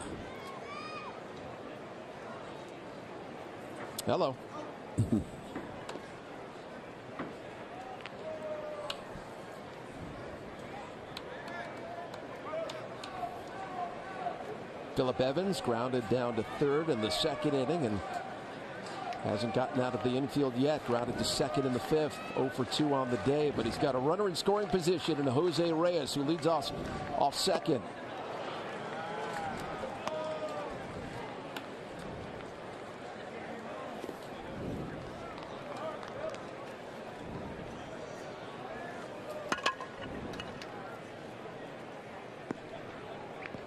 Paul Sewald going to pitch next for the Mets as he gets loose in the bullpen.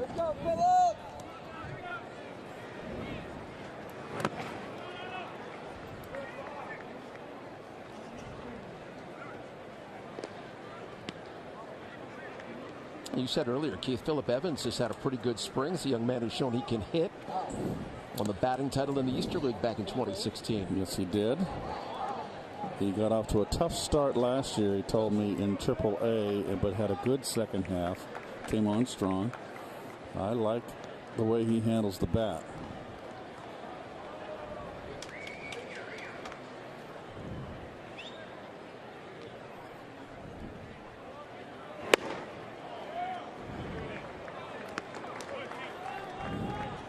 Young man from Whittier, California, 15th round pick of the Mets back in 2011.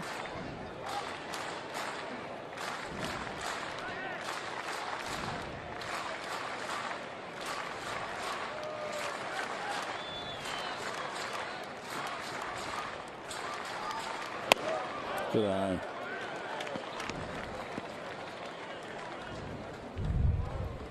Running that fastball in, sunk just out of the strike zone. Good eye. Now you got the count in your favor. So critical. Major hitters count here. So Rajo falls behind 3-1 to Phillip Evans, with the tying run down at second base in Jose Reyes.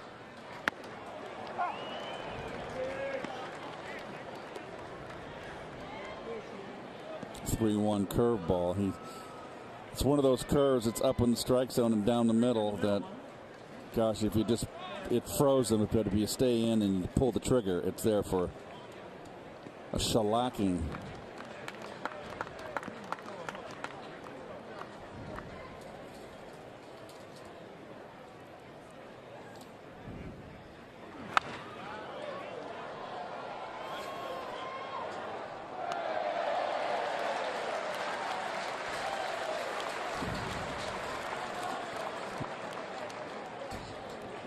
Including today, Mets have 9 more games to play down here in the Grapefruit League before they head north. Open the season on the 29th out at Citi Field against the St. Louis Cardinals 2 weeks from yesterday.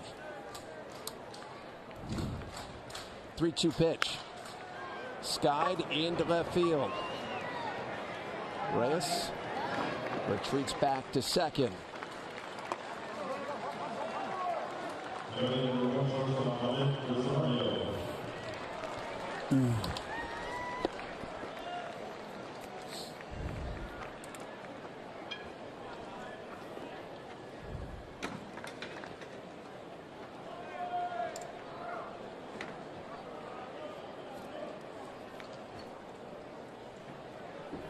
So Jose Reyes led off the bottom of the 7th here with a stand-up double, but he's stranded at the moment. Ahmed Rosario, a chance to do some offensive damage. And takes a called strike one. He's made 2 really good defensive plays so far today.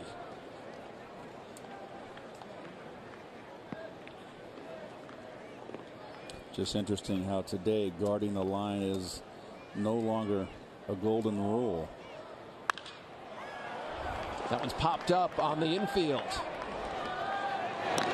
And so Reyes doubles to lead things off, but he's stranded as we go to the 8th, 2-1.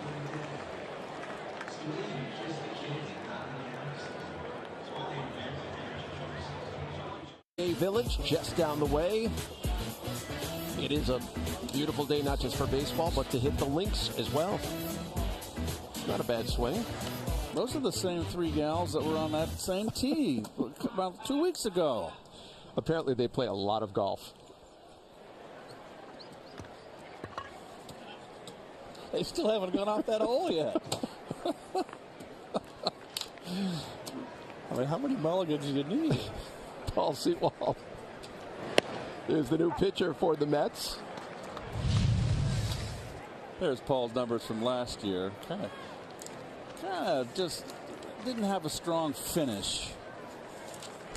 But he's the guy that will go after hitters. Sinker slider.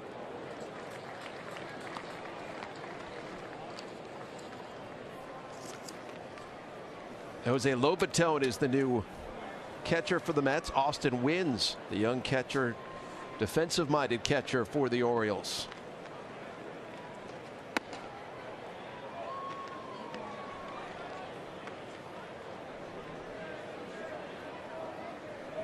Paul Sewald making his 8th appearance of the spring this afternoon. That's tied with Jacob Rame for most on this Mets team.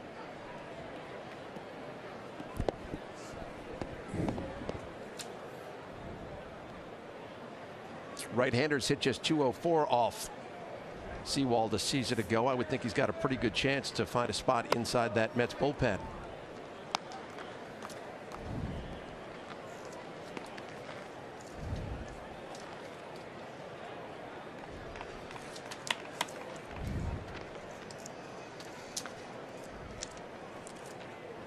Good slider.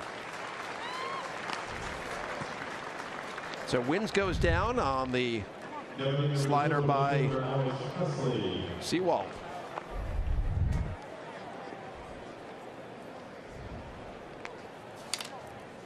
That brings up Alex Presley, who took over in left field.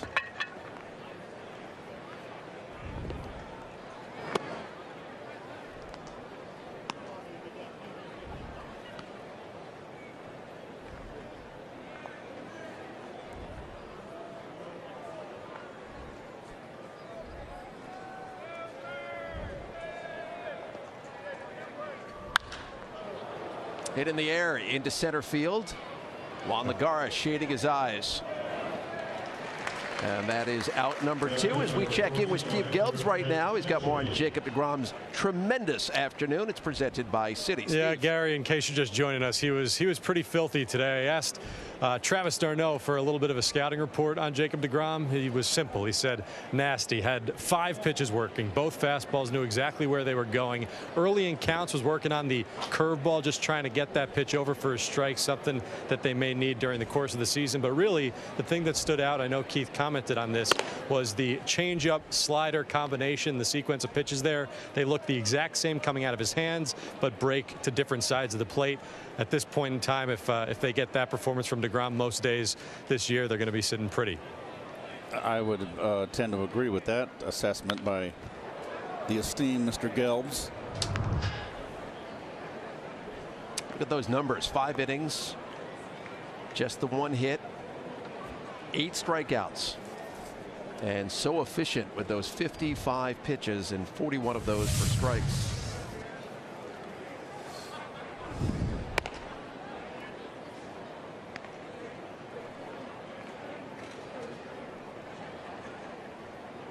Craig Gentry up there for the Orioles as Buck Showalter has made wholesale changes.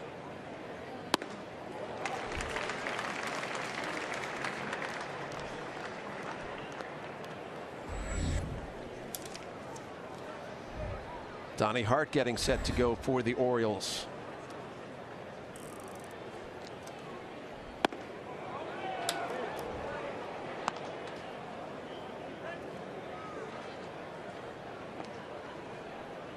Paul Sewald last pitched on Wednesday against the Marlins, gave up a run on 3 hits in 2 innings.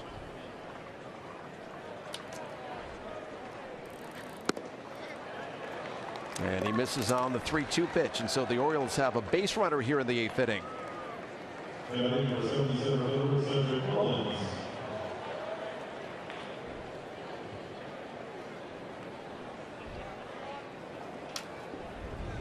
That brings up Cedric Mullins, who spent last season in Double-A.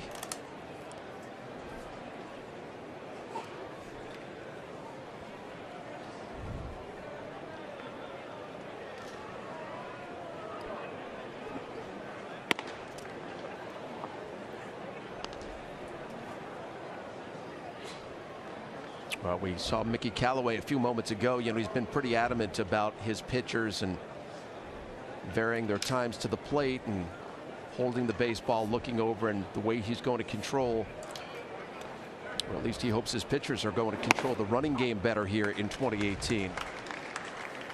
Well, there's not so much emphasis on stolen bases in today's game. There's not a team like the St. Louis Cardinals were in the 80s, where you better hold them on or they'll steal you blind. I mean, you saw Syndergaard a couple of years ago struggle when Dusty Baker took over Washington, came out of the gate and really rattled Syndergaard. And you know, they're not learning, because there's not as many stolen bases, and I'm assuming it's down in the minor leagues. You're not learning how to hold runners on.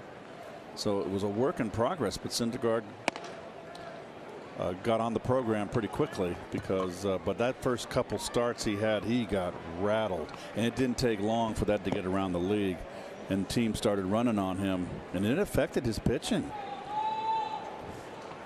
But he's righted the ship.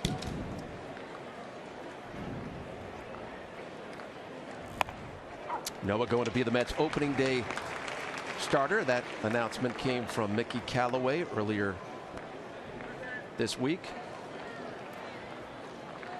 He'll get the start on Thursday against the Cardinals, the 29th, and then 2 days later, following the off day, it's going to be Jacob deGrom. Here's the 3-2 pitch. Skied out into left field. Phillip Evans, long run, and he makes the catch just on the line. Bottom of the 8th we go, 2-1. At 1:10, the first 15,000 fans going to receive a Mets Build-A-Bear teddy bear, courtesy of Northwell Health. For tickets, visit Mets.com/tickets. Oh, little work on that backhand. A lot of things to do down here in Florida. It's certainly the weather for it. Juan Lagares singled last time up in the 5th inning. Donnie Hart is the new pitcher for the Orioles.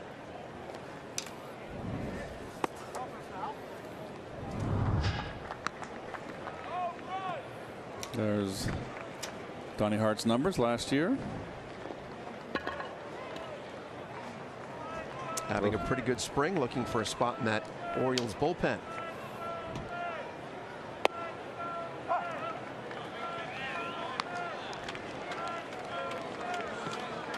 So he obviously comes from the side. How difficult is that for a hitter? Well, for a left-hand hitter, it's more difficult than a right-hander. I mean, he's basically going to be a sinker ball pitcher here. So if you're a right-hand hitter, you're going to be looking out over the plate for that old sinker. He's eventually going to go there, and when you go there, you got to be ready for it. For a left-hander, it makes it tough. Sidearmers are not easy. Lefty, lefty, righty, righty matchup. Yep.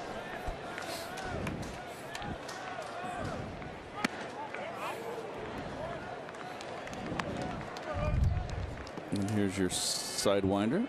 The big key I found I had to do when I faced a submariner was not to tilt my head up at the plate. Your tendency is, because they're coming from the side, is just to tilt your head. It's very important that I always made sure that my eyes were parallel to the ground, because if you tilt,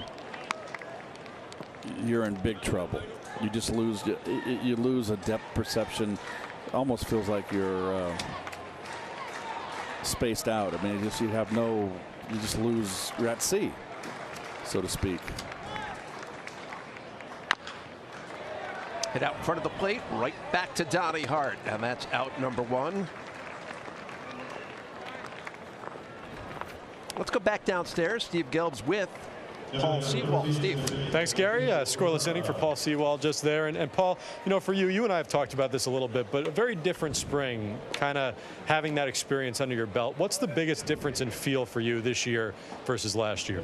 Ultimately, it was, you know, my preparation up to spring training last year. I felt like I had to come in at 110%, show them exactly what I'm like in a game situation, to kind of prove myself. Where now, not to say that I have a spot on the team, but I know that they've seen a year of my abilities. Now it's kind of like, you know what, every day I just want to feel better, hopefully peaking on March 29th. When you don't feel like you have to come into camp to prove yourself, necessarily. Is there something specific that you can work on and have been working on that maybe in the past you wouldn't have been able to? Yeah, I mean, ultimately, obviously my slider is my best out pitch. So last year I was focused on throwing that as much as I could, to get outs as quickly as I could.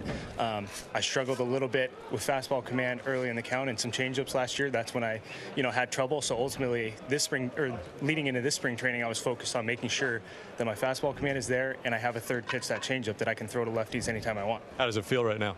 It's feeling good. I've had a lot of success so far in spring training with it, which ultimately will give me success to throw it, in more important situations. That's what I want to do. I want to go out there and I want hitters to have no idea what kind of pitch is coming, whether it's fastball, slider, change. If I can get it to that point, I think I can be successful. What pitch are you most confident in at this point? Well, just my slider. Obviously, that's my bread and butter. That's what's gotten me to this point. I know that's what's going to continue to be the focal point of my career. So that's the most important thing. It was the best it's been. Get out of here, ball. Asdrubal Cabrera sending one up, and it is gone. First home run of the spring for Asdrubal Cabrera. And the Mets have tied this game at 2 apiece.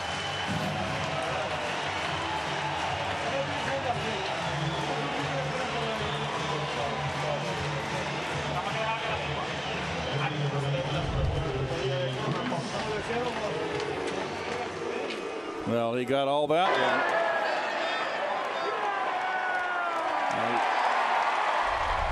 A good hitter from both sides of the plate.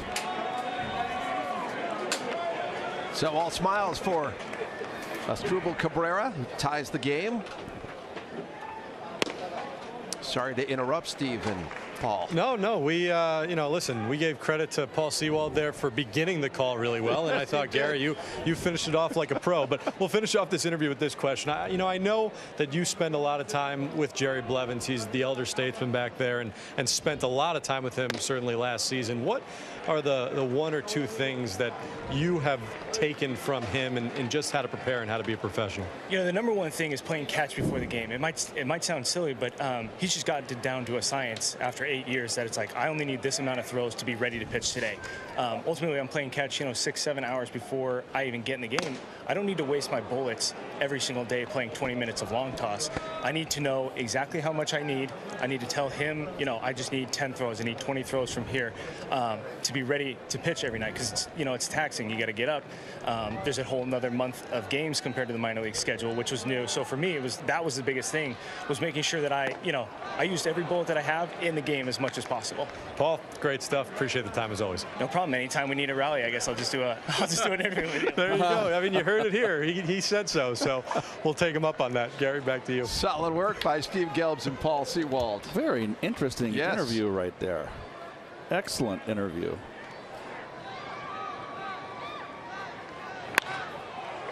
I mean, that's all part of the process. I mean, Paul has been around now, knows what he needs to do. He's secure in his position in the bullpen, and he knows what he needs to do to get ready. I'd love to see the advancement of the players as the years go by, as they mature. Count is even, 2-2 on Jay Bruce.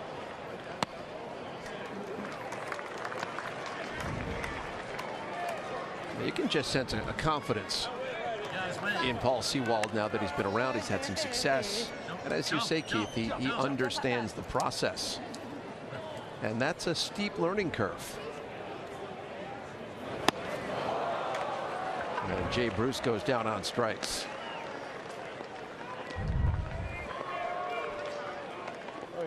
Fastball away.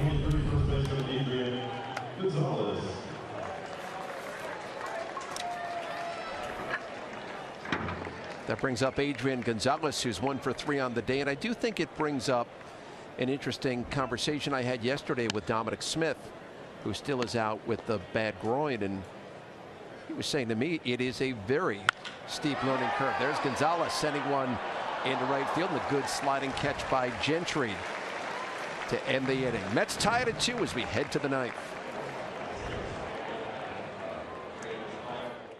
Here, and this was between innings. Mickey Callaway signaling across the way to Buck Showalter. It looks like this is going to be it, this 9th inning, whether it's tied or not. They will not play extra innings. How do you feel about that, Gary? You okay with it? I feel okay about that. And I know you feel okay about that. I don't want to put words in your mouth, but is that a fair estimation?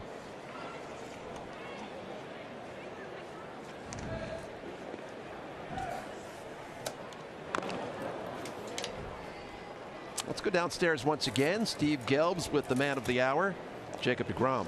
I don't know, Gary. Don't give him too much credit. He was just okay today. I mean, Travis d'Arnaud said you had basically all 5 pitches working to perfection. Which one do you want to start with? Anyone feel particularly good today? I think just started out trying to locate the fastball to both sides of the plate. I wanted to work on my changeup quite a bit today, so I threw it probably more than I have been recently. But, you know, I was able to throw that to both sides of the plate, and I felt like an inning count. So I tried to be smooth today and just stay within myself and get some work done. Looked like you had a really solid time spotting up that slider as well. When that pitch is really working for you, what is feeling good, and where is that pitch going? What are you able to do with it? Yeah, that pitch I try to throw to both sides of the plate. You know, it's still a work in progress on a backdoor slider to a lefty, but you know, it's just a pitch that I've been working on. Also, my curveball is better than what it has been in the past, so I was definitely working on that as well today. Yeah, Travis said especially early in counts you wanted to try and throw that pitch over for a strike. Why is that so critical to have in your back pocket going into the season? Just try to get people off the fastball, different look. You know, you go through the lineup 3 times, and you start them out with the same pitch. If you start them out with fastball, they start looking for it. So it just throws something else in there, you know, puts it in the back of their mind. So just something to kind of try to keep them off balance. How have your spring training routines and what you're trying to do changed over the years? Really hasn't changed that much. You know, I had a little hiccup this spring with the back thing, but, you know, now that I feel good, it's just trying to get ready for the season. We saw after you came out of the game, you've been doing work really for the last 3 innings or so. We saw you out back throwing the bullpen. I know you did some running. What are you trying to accomplish after you come out of a game like that? Just try to get stamina build up to go out there and pitch longer in games. You know, you got a pitch count, but then you do the running just to, you know, kind of tire your legs out and get things moving. So that's the plan there, is to just build up the endurance and, you know, the next time out, hopefully be able to go 80 pitches or something. 5 scoreless innings, 8 strikeouts. Next time, try and be better, okay? Yeah, I'll try. Thanks. All right, Jake, thanks so much. Guys, back to you. All right, Steve. And Jacob as well. And those 55 really impressive pitches today. That one by Santander. Hammered out to right. Jay Bruce going back at the wall. And that one is up, and it is gone. A 2-run homer by Anthony Santander to give the Orioles a 4-2 lead. That was Den Decker who went back on it. He replaced Jay Bruce.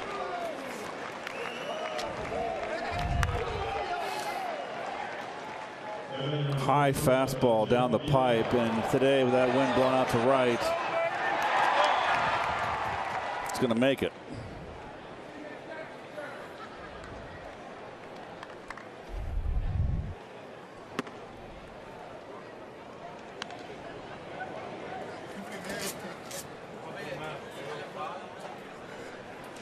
So Jacob Rame giving up the 2-run homer.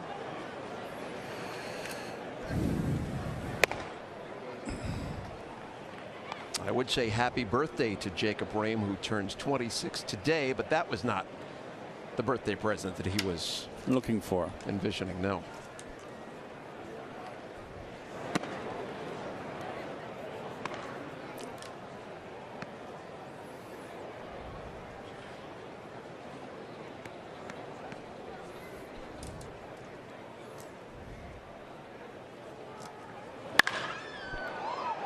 Bielma skies one the opposite way, and Phillip Evans makes the catch. Out number 2.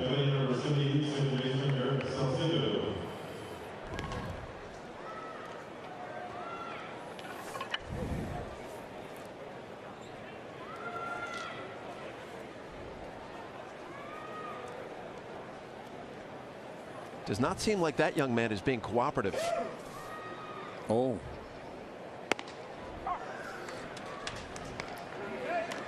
Well, that's it, Mom. Put your foot down.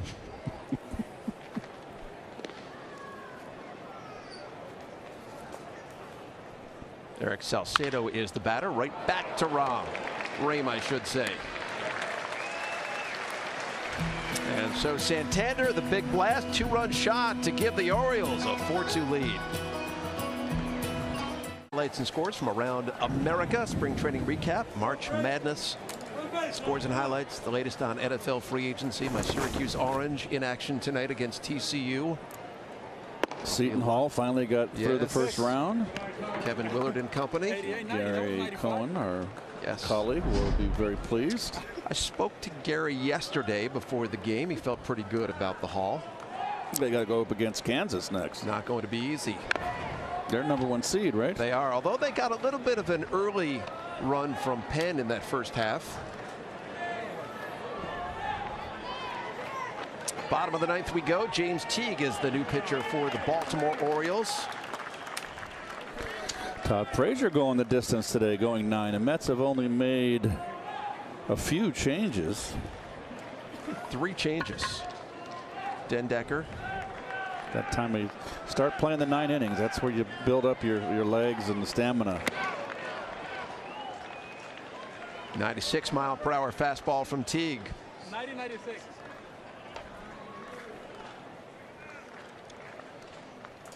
Frazier reached on a walk in the 6th inning and then was caught stealing. 1-3-4.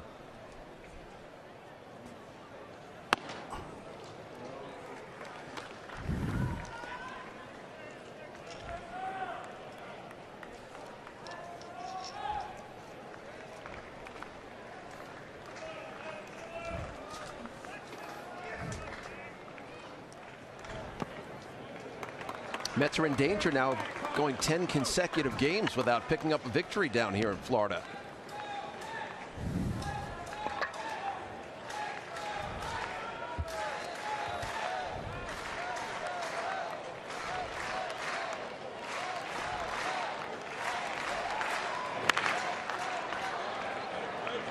I know it's the spring, Keith. Yes. The results do not matter one iota. But if you're the manager, you've got a new regime down there. Do you worry about that at all? Well, you certainly don't want to have a 5-16 spring. It doesn't mean anything. It's a veteran team. But I think you do want to get going a little bit. It's less than 2 weeks. And it's all about if you can start getting it going and getting it in gear. The last week of the season, everybody forgets about the 5-16. 8 games to go down here in Florida following today. Mets going to take on the Washington Nationals down in West Palm tomorrow as Todd Frazier takes up high, and the Mets have a base runner here in the bottom of the 9th. Oh, these breaking ball pitchers. Jeez, there's a multitude of them. The 2-run lead throws a slider to walk. Home run can't beat you. Boy, oh boy. There's a new first base coach, Ruben Amaro Jr. Luis Guillorme pinch running for Todd Frazier. Jose Reyes doubled in the 7th.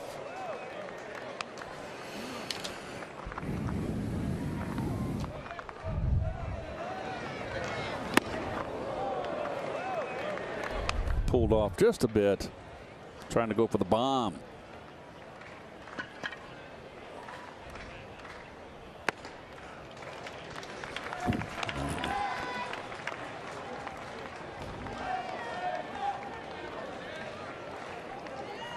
Jose Reyes now 34 years old.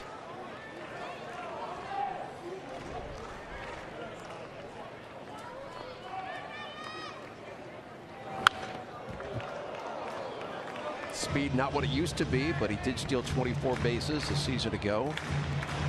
5th most in the National League. Won the batting crown, don't forget, back in 2011.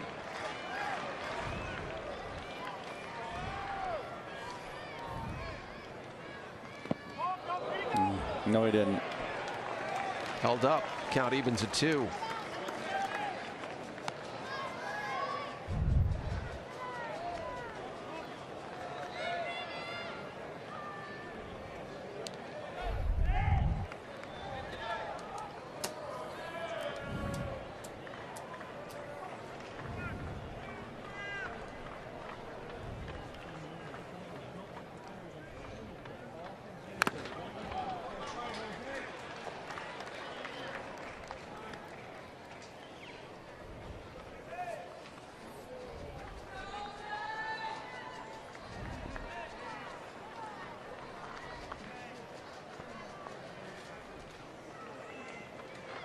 Each team with 6 hits and an error on the day. Orioles have the lead 4-2. Guillorme leads off first, and Reyes fouls it away. Count remains even at 2-2.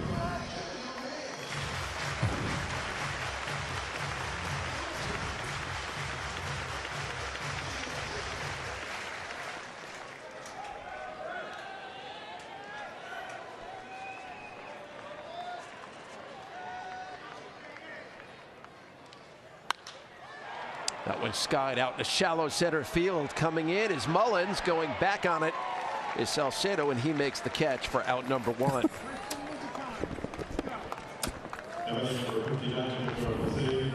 What was that, F4, F6? That was a F4. Gerard was in my ear, our producer, and distracted me. Gerard's got to learn to not talk so much during. He can do it all he wants in commercial break. He gets a little chatterbox during the game. Well, we spend a lot of time together, Gerard and I, in the studio during the season. He's our senior coordinating producer. We like when Gerard gives our Mr. Picker a rest and comes on, does games with us. Very versatile. He's a barrel of laughs. Hit on the ground. Nice. Beautiful play right there by Salcedo. He's got to make sure one there. They're not going to get the out at second as the helmet dropped it. It's a bad throw in the dirt. Tough play, and there's a young mistake right there by Salcedo. He's got to get. He got a 2-run lead here. Get the easy out. Get the sure out.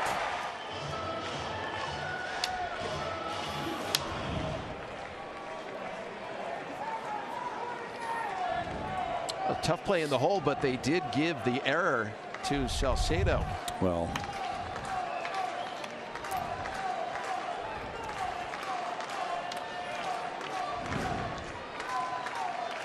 so tying runs now on base. Phillip Evans, the potential winning run. Evans has had some spring dramatics this year. A walk-off grand slam. How about a walk-off 3-run home run?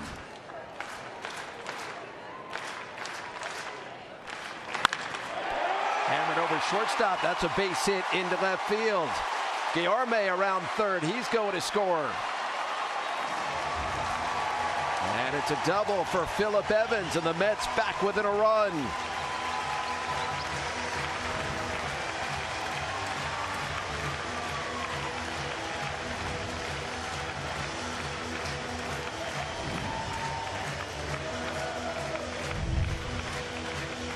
Gets on top of that high fastball. Beautiful swing.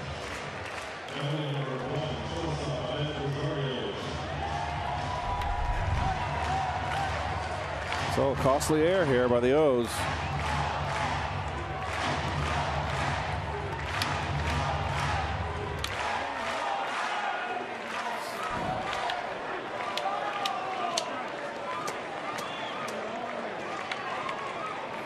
So Ahmed Rosario with the tying run 90 feet away and the winning run down at second. First pitch swinging, fouls it off.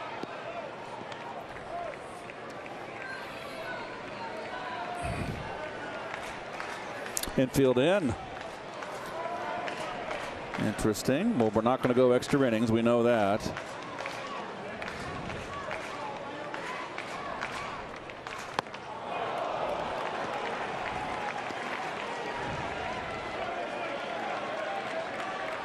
Just a reminder, we saw between innings Mickey Callaway with the cut sign, meaning this is going to be it. Bottom of the 9th inning, win, lose, or tie. That was quick work right there. Fastball, then 2 sliders out of the strike zone, and Rosario, who's a free swinger, chased. So it's up to 1. Juan Lagares 1 for 3 on the day with a single in the 5th inning. Chance to be a hero for the Mets. James Teague working out of the stretch for the O's. So really, if you got the safe out at that off the bat of was it Lobatone? It was Lobatone, and then Ty Kelly pinch running. The ball game's over. That one gets away. Here comes Ty Kelly, and he's going to score standing up, and the game is tied at 4-4.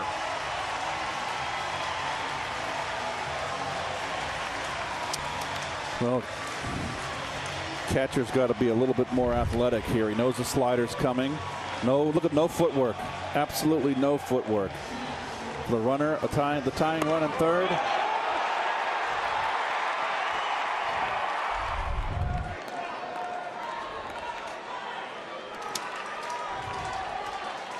So it's a wild pitch on James Teague. The winning run now 90 feet away. Phillip Evans down at third. Mighty cut by Juan Lagares.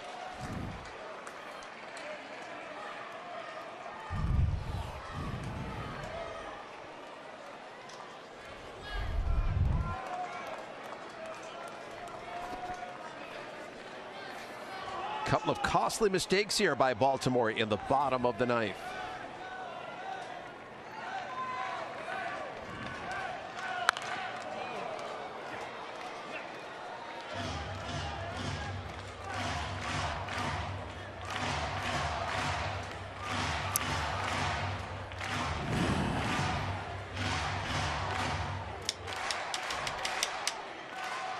Orioles got two in the top of the ninth inning to take the lead. The Mets have come back with two in the bottom of the ninth to tie it up at 4.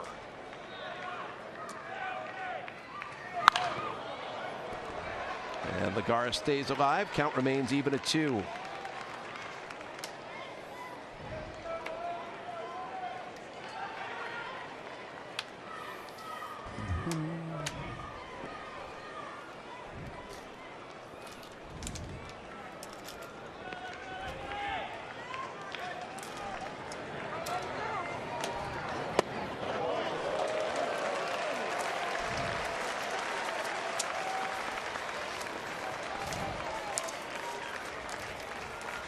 Juan Lagares began the day hitting just a .179 down here in Florida.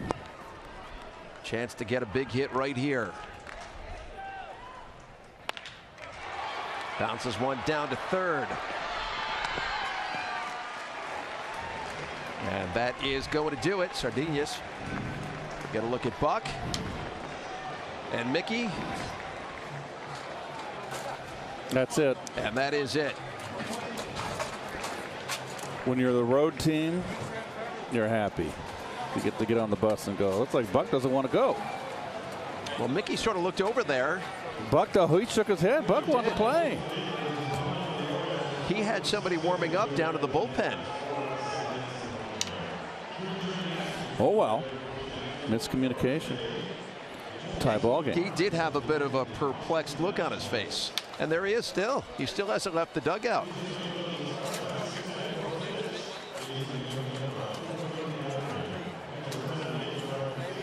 So the Mets and the Orioles finished in a 4-4 tie. It's the Mets' third tie of the spring. We'll come back from first data field in a moment.